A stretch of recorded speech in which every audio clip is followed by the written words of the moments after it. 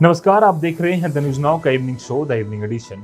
मेरा नाम है रजत वोरा और जिस तरह से एक चर्चा लगातार चलना शुरू हो चुकी है कि कोरोना वायरस की असली पिक्चर भारत में कब पता चलेगी, यानी कि कब पता चलेगा कि इतने लोग अब हो चुके हैं, अब इसके बाद ये आंकड़ा नहीं बढ़ेगा और एक रियल पिक्चर, एक सही पिक्चर पता चलने में कितना टाइम लगेगा, इस पर भी अभी तक आशंका बनी हुई है, संभावनाएं बनी हुई हैं।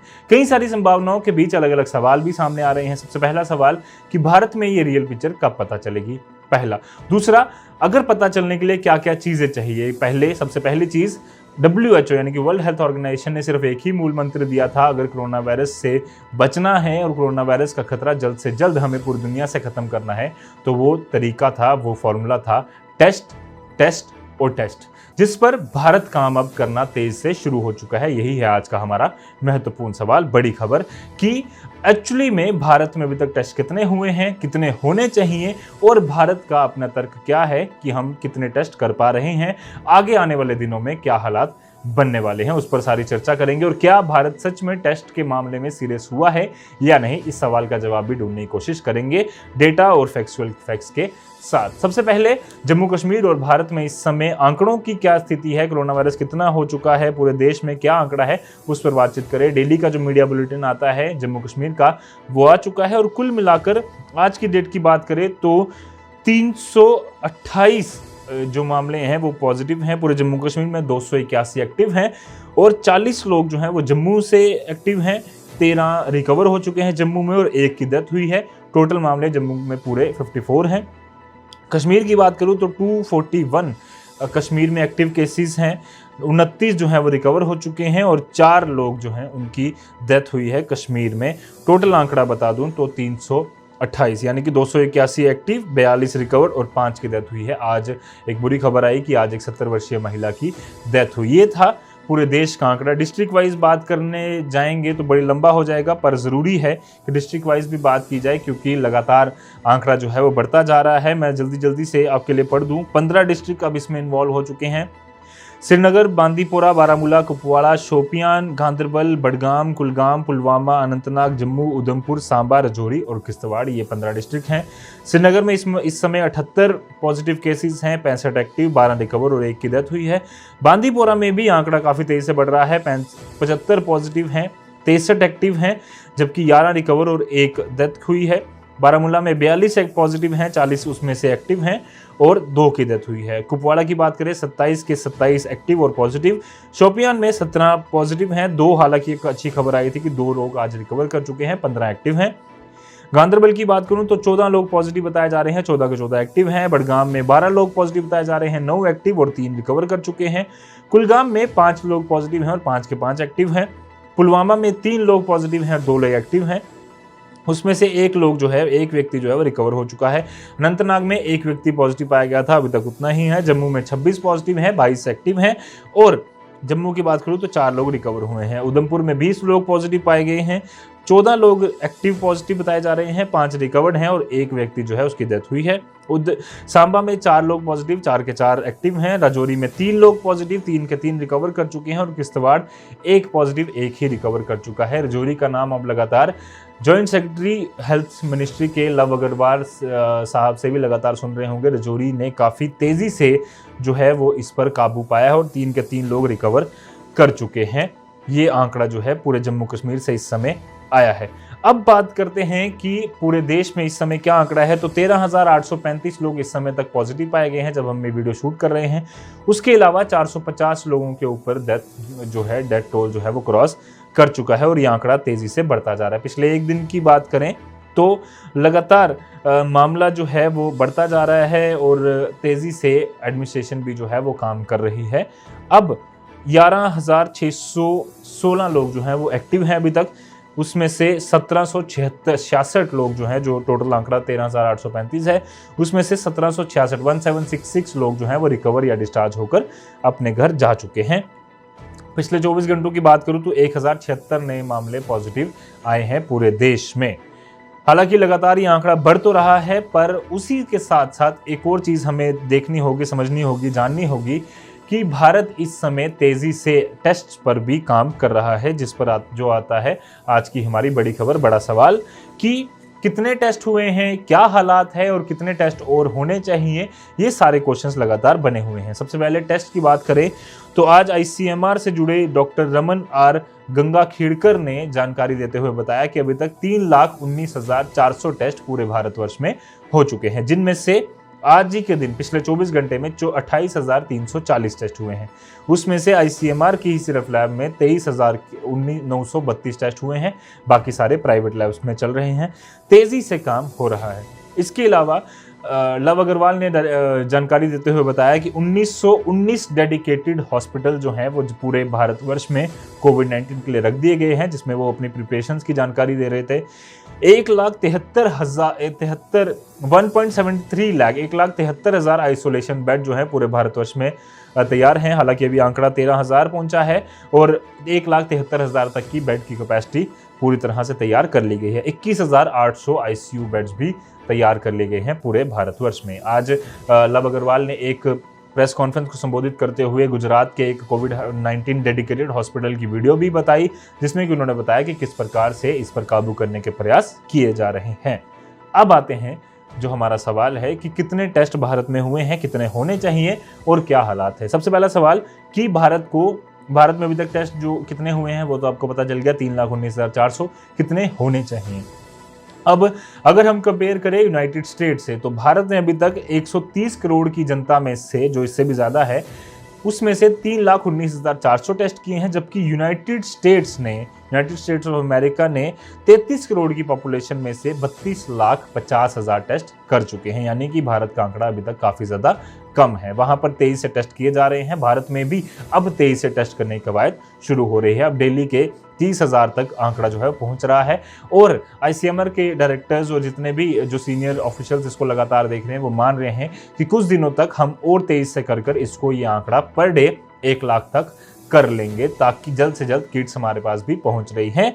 और जिस तरह से लगातार WHO हो या आईसीएमआर के डायरेक्टर्स हों या जितने भी इंडियन रिसर्च बेस्ड ऑर्गेनाइजेशंस हैं, R&D हैं, वो लगातार ये बात कह रही थी कि जब तक ज़्यादा टेस्ट नहीं होंगे, दिन में कम से कम 1 लाख से ज़्यादा टेस्ट हों भारत में, तब जाकर एक रियल पिक्चर समझ में आएगी। पर भारत ऐसा कर क्यों नहीं पा रहा, कि भारत एक दिन में 1 लाख टेस्ट क्यों नहीं कर पा रहा। उसमें साफ तौर पर गंगाखेड़कर कहते हैं कि 1 लाख टेस्ट नहीं किए जा सकते अभी के तौर पर, क्योंकि सबसे पहला हमारे पास इतनी किट्स नहीं है, वो लगातार इंपोर्ट की जा रही हैं। तेजी से अगले 6-7 हफ्ते के लिए हमारे पास इतनी टेस्ट जो किट्स हैं वो अवेलेबल हो रही हैं। दूसरा, हमारे पास लैब्स की भी कमी है, जिसको बढ़ाने की कैपेसिटी को बढ़ाने की लगातार कोशिश की जा रही है, जिसका नतीजा है कि जहां एक दिन में पहले 8,000, 5,000, 6,000 टेस्ट हो रहे थे, 10,000, 15,000 हो रहे थे, अब जाकर वो आंकड़ा 30,000 तक पहुंच चुका है। यानी कि इंप्रूवमेंट लगातार चल रही है। अब WHO ने कहा टेस्ट और टेस्ट, तो भारत वहां पर पहुंचने की कोशिश कर रहा है, पर लगातार अभी भी इतना अच्छे से भारत ने काम नहीं की। भारत जो है उस लेवल तक नहीं पहुंच पाया कि जहां तक बाकी देश पहुंच चुके हैं। मसलन के तौर पर जर्मनी की बात करें तो जर्मनी ने अभी तक 1 मिलियन की बात कर रहे हैं, हर 10 लाख पॉपुलेशन में से कितने टेस्ट किए गए हैं। जर्मनी सबसे ज़्यादा टॉप नंबर पर है। जर्मनी ने 15,700 टेस्ट पर मिलियन में किए हैं। इटली की बात करें तो 14,000 आंकड़ा है पर मिलियन। साउथ कोरिया की बात करें तो 10,500 है और यूनाइटेड स्टेट्स की बात करें तो 10,000 के आसपास ये आंकड़ा बैठता है। और भारत में 211 आंकड़ा है, यानी कि पर 10 मिलियन 10 लाख में से 211 लोगों को टेस्ट किया जा रहा है। पर इसकी जस्टिफिकेशन के लिए भारत के पास अपने कुछ तर्क हैं। सबसे पहले बात मैं बता दूं कि भारत ने 5 लाख किट्स चाइना से इंपोर्ट कर ली हैं, वो पहुंच चुकी हैं। और इसके अलावा 6.5 लाख किट्स जो हैं वो और चाइना से निकल चुकी हैं, जो कि कुछ ही दिनों में पूरे इंडिया में पहुंच जाएगी, भारत में पहुंच जाएगी। जिसके बाद इस कैपेसिटी को और तेज कर दिया जाएगा, टेस्ट को और कर दिया जाएगा। कितनी और चाहिए किट्स? ऑब्वियसली बहुत ज़्यादा, क्योंकि 130 करोड़ की हमारी जनता है। जितने ज़्यादा टेस्ट होंगे उतना पता चलेगा। अब बात करते हैं आईसीएमआर की। तो आईसीएमआर पर पहुंचने से पहले उड़ीसा के एक सीनियर ऑफिशियल हेल्थ ऑफिसर ने बताया कि अगर भारत 130 करोड़ लोगों जनता के आसपास अगर डेटा इतने लोगों की टेस्ट करता है तो भारत को कितना पैसा खर्चना होगा। उसका डेटा सुनकर, उसका आंकड़ा सुनकर हमारे भी एक बार में रोंगटे खड़े हो जाते हैं। वो पैसा है 6300 बिलियन रुपीस, यानी कि 6300 बिलियन रुपया हमारे भारत को चाहिए होगा अगर उनको इतनी बड़ी तादाद में इतने लोगों के टेस्ट करने हैं तो। पर उसकी अगर मैं बात करूं इक्विवेलेंट किसका है तो 3.3% of total GDP gross domestic product of India वो 3.3% बैठता है अगर 6300 बिलियन रुपीस का खर्चा अगर करता है, और 64% है ये डायरेक्ट टैक्स कलेक्शन का अगर हम बात करें तो। यानी कि ये आंकड़ा लगातार जो है इतना ज़्यादा है कि इंडिया अभी डेट में इसको अफोर्ड करने के मूड में नहीं है। वो ऑब्वियसली क्योंकि अगर एक बार में इतना बड़ी तादाद में चीज़ें कर दी जाएंगी तो भारत पूरी तरह से डूब सकता है, जिसके लिए भारत बाकी अल्टरनेटिव्स अपना रहा है, बाकी तरीके अपना रहा है। मसलन के तौर पर आईसीएमआर ने आज बताया, और आईसीएमआर और जॉइंट सेक्रेटरी लव अग्रवाल ने, हेल्थ मिनिस्ट्री के जॉइंट सेक्रेटरी लव अग्रवाल ने जानकारी देते हुए बताया कि बाकी देशों के मुकाबले जहां हम बात कर रहे हैं कि पर मिलियन कितना आंकड़ा पूरे देश में भारत ने किया है, उसके मुकाबले तो भारत बहुत पीछे है। पर अगर हम बात करें कि कितने पॉजिटिव पाए गए और कितने लोगों के सैंपल्स टेस्ट हुए, उसके मुकाबले भारत ने एक पॉजिटिव मामले को ढूंढने के लिए 24 सैंपल्स को टेस्ट किया। यानी कि अगर मैं सीधा सीधा आंकड़ा बताऊं आपको तो ये आंकड़ा है हमारे पास 3,19,400, उसमें से 13,835 लोग पॉजिटिव पाए गए हैं, यानी कि 4.3% ये आंकड़ा पड़ता है। मोटा माटी अगर हम बात करें तो 24 सैंपल्स अगर भारत टेस्ट करता है तो उसमें से एक व्यक्ति पॉजिटिव आता है। और इसके अलावा अगर ये सबसे ज़्यादा है भारत के बाकी देशों के मुकाबले। अगर हम बात करें जापान की तो जापान दूसरे नंबर पर है, उनको हर नए व्यक्ति पॉजिटिव को ढूंढने के लिए 11.7 टेस्ट करने पड़ते हैं। इटली को 6.7 टेस्ट करने पड़ते हैं, यूएस को 5.3, जर्मनी को 13 टेस्ट करने पड़ते हैं। यानी कि भारत का आंकड़ा काफ़ी ज़्यादा अच्छा है। टेस्ट ज़्यादा हो रहे हैं पर पॉजिटिव लोग कम निकल रहे हैं। इस पर अलग अलग ऑर्गेनाइजेशन, अलग अलग लोग, अलग अलग क्रिटिक्स अपना तर्क देते हैं। वो कहते हैं कि सबसे पहले आप लोगों ने सिर्फ एक टारगेटेड ग्रुप को टेस्ट किया है, मसलन के तौर पर तबलीगी जमात के लोग या फिर मुंबई के स्लम एरियाज के लोग, या वो लोग जहां आपने देखा कि ज़्यादा तादाद में रश हो सकता है, भीड़ भाड़ के इलाके हैं जहां पर ज़्यादा पॉजिटिव मामले गए, उनको पहले आपने टेस्ट किया। आपने रैंडम सैम्पलिंग या रैंडम टेस्टिंग नहीं की जैसे साउथ कोरिया ने की। साउथ कोरिया का एक फार्मूला था जिसकी वजह से वो तेजी से उभर पाए। उसका फार्मूला ये था कि ज़्यादा से ज़्यादा तादाद में टेस्ट करो, बट उसको हम इस तरीके से कंपेयर कर सकते हैं कि भारत की जितनी पॉपुलेशन साउथ कोरिया की नहीं है, इसलिए उनको टेस्ट इतना ज़्यादा महंगा नहीं पड़ा, या क्योंकि साउथ कोरिया की टेक्नोलॉजी थोड़ी ज़्यादा है इसलिए उनको इतना टेस्ट महंगा नहीं पड़ा, या इतनी उनके सिस्टम नहीं बिगड़ा जितना भारत का बिगड़ सकता है अगर इतने बड़े तादाद में अगर इतने टेस्ट होते हैं तो। अब बात करते हैं इंडिया टेस्ट कर क्या किसको रहा है, तो उसका जवाब सीधा साधा मैं पहले भी दे चुका हूं कि इन्फ्लुएंजा इलनेस के अगर कोई व्यक्ति पाया जाता है, यानी कि कोई व्यक्ति को खांसी या सिम्टम जो कोरोना वायरस के बताए गए हैं वो दिखते हैं तो उसको टेस्ट किया जाता है। और ज़्यादा से ज़्यादा ये तादाद जो है वो दिल्ली और मुंबई की है जहाँ पर ज़्यादा टेस्ट किए गए हैं। मसलन के तौर पर मुंबई एक ऐसी सिटी है जहाँ पर 2,000 से ज़्यादा पॉजिटिव मामले पाए गए हैं, और सबसे ज़्यादा टेस्ट एक स्टेट और एक यूनियन टेरिटरी को कंपेयर कर सिर्फ मुंबई सिटी में ही सबसे ज़्यादा किए गए हैं, क्योंकि वहाँ से केसेस भी लगातार बढ़ते जा रहे हैं। पर अब भारत ने क्या नीति अपनाई है और क्या नीति उनको अपनानी चाहिए थी, उस पर आने से पहले, एक लास्ट आंसर आने से पहले, उस पर मैं एक और चीज़ जो डेटा हम बताने वाले थे वो बता दें कि लव अग्रवाल ने जानकारी देते हुए बताया कि इस समय जो भारत की हालत है, भारत जो है वो डबलिंग रेट, यानी कि जो पिछले डबल, जैसे कि अगर पहले 1,000 था तो 2,000 हो गया, 2,000 से 4, 4 से 8, 8 से 12, ऐसे आंकड़े की अगर हम बात करें तो भारत में जो पहले 3 दिन में डबल हो रहा था कोरोना वायरस के पॉजिटिव रेट्स, उसके मुकाबले अब वो आंकड़ा 7 दिन तक पहुंच गया है। यानी कि अगर पहले एक दिन, अब फॉर एग्जांपल आज जितनी तारीख है, आज के 3 दिन बाद अगर आज 13,000 केसेस हैं तो अब पिछले हफ्ते अगर मुकाबले कंपेयर करें तो पहले ये आंकड़ा 13 से 26 हो जाता था 3 दिन में, पर अब 13 से 26 होने में इसको 7 दिन लग रहे हैं। यानी कि भारत की स्थिति उस मामले में सुधरी है। इसके अलावा हम बात करें अगर डबलिंग रेट जो इंडियन स्टेट्स की है अलग अलग, जिसमें जम्मू कश्मीर और लद्दाख भी आता है, ये बहुत खुशखबरी की बात है कि 19 स्टेट जो हैं वो इससे भी कम तक हैं। यानी कि 6.2 का उन्होंने बताया डेज कि इतने दिन लगते हैं भारत को अपना डबल रेट करने में, यानी कि कोरोना वायरस के डबल पॉजिटिव मामले आने में। उसमें 19 स्टेट्स ऐसी हैं जिन्होंने इससे भी कम रेट बताया, यानी कि उनको ज़्यादा दिन लगते हैं डबल रेट करने में। इसके अलावा एक खुशखबरी की बात ये भी है, एक अच्छी खबर है, हालांकि साफ तौर पर ये बुरी खबर एक तरफ से है, दूसरी तरफ से अच्छी खबर ये है कि भारत का जो रिकवरी का और डेथ का रेशो है वो 8:2, 80:20 है। यानी कि अगर 80 लोग रिकवर होकर घर जा रहे हैं तो सिर्फ 20 लोग ही उनकी डेथ हो रही है, जो कि हालांकि इतना अच्छा आंकड़ा तो नहीं है, पर बाकी देशों के मुकाबले भारत का आंकड़ा काफ़ी ज़्यादा अच्छा है, ये रिपोर्ट्स साफ तौर पर बताती हैं। इसके अलावा जो पिछले हफ्ते अगर हम बात करें, जो आंकड़ा 8% जो है वो लोग ठीक होकर घर जा रहे थे, अब वो आंकड़ा 13% तक हो चुका है इस हफ्ते। यानी कि लगातार तेजी से लोग ठीक होकर घर भी जा रहे हैं।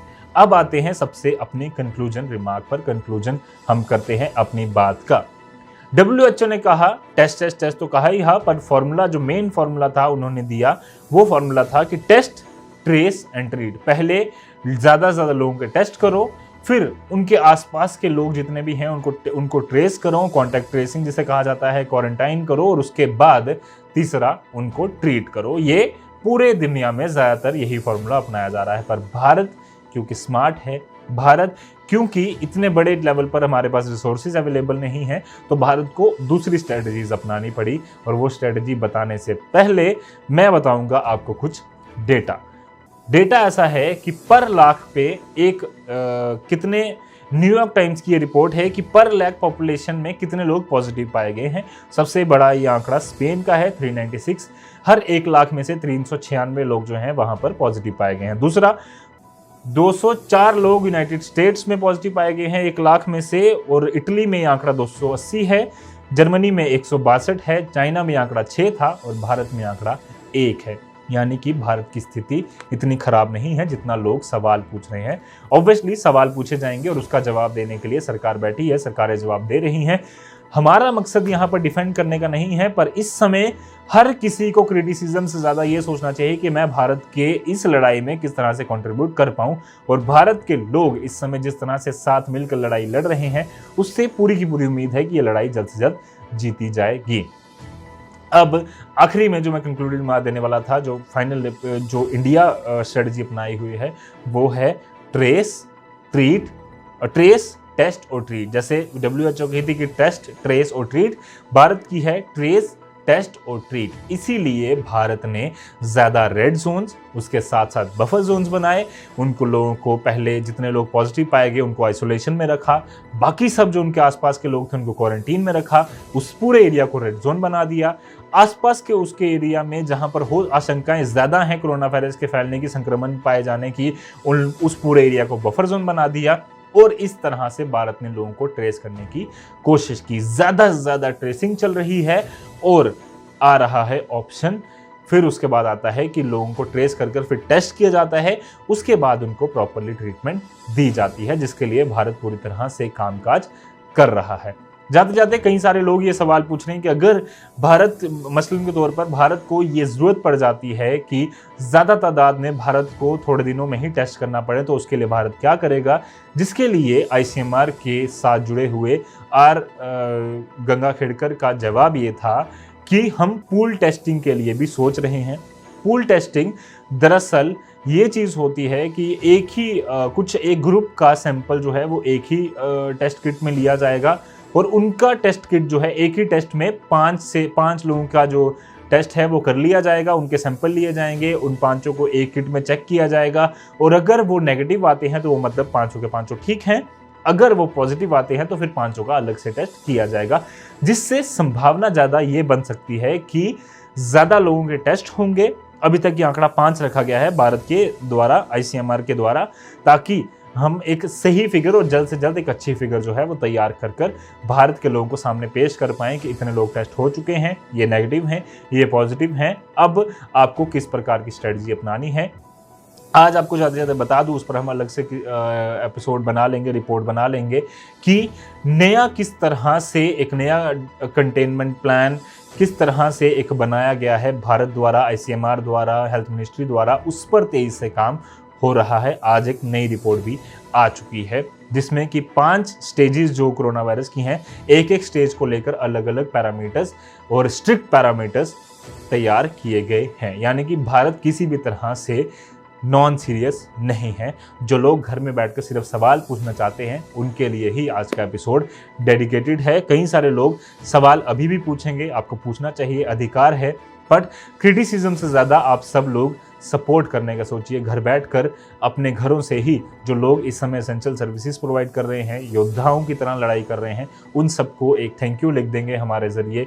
कमेंट सेक्शन आपका खुला है, थैंक यू लिखकर उन सब लोगों को ये कहिए कि हम सब लोग आपके साथ हैं और कोरोना वायरस की इस लड़ाई में हम लोग ज़रूर जीत हासिल करेंगे।